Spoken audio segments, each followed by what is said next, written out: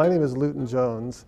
I also go as Lou Jones, and I teach ukulele at Portland Community College. I teach at the Sylvania campus and also the Willow Creek campus primarily.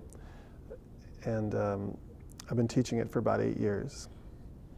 My motivation for music was quite a long time ago, actually. I played in high school.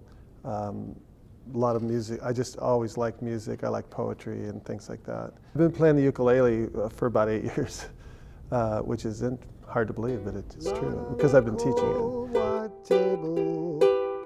So sweet, so fair. The history of the ukulele was surprising to me. I think for a lot of people, it actually comes from Portugal.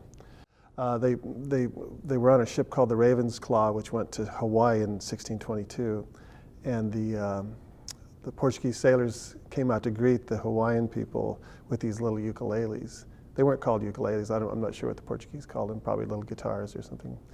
And then the Hawaiians were very intrigued by the sound and thought it was very charming. And so they named it the ukulele, which means little jumping flea in their language.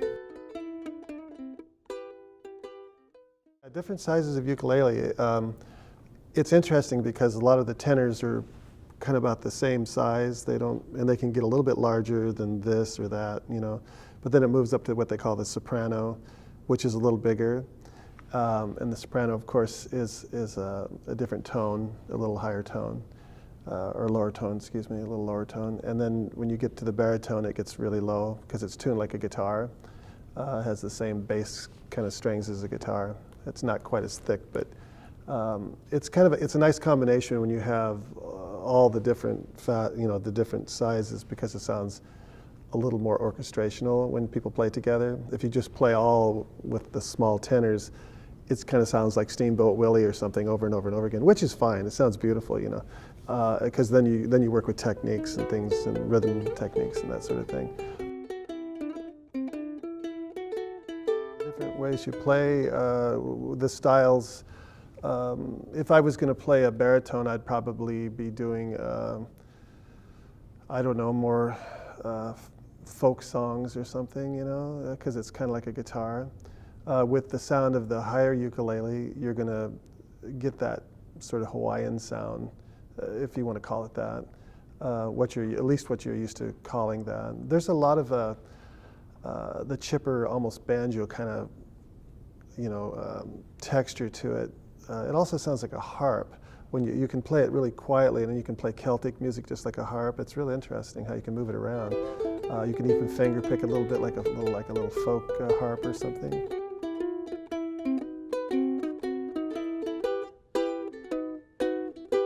The things about the program that are fun to do is to have a lot of guitar players show up, like I say, piano players show up, and people who've never played music ever in their life.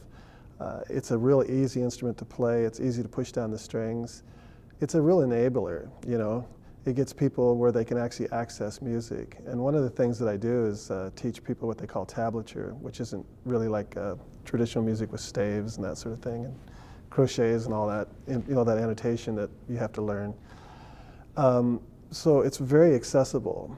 So a lot of people who've never played music are suddenly able to like push down these little strings, and they can actually hear musical narratives and things that they already know, like we'll do Ode to Joy by Beethoven or something like that.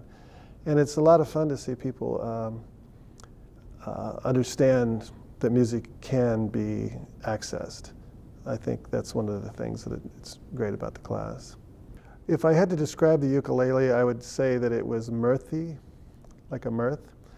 But I'd also say that it was little and fun, if I use two words, and that I would just go with the ukulele, like the Hawaiians, and I'd say that it was a little jumping flea. You know, it is this sprightly little gadget.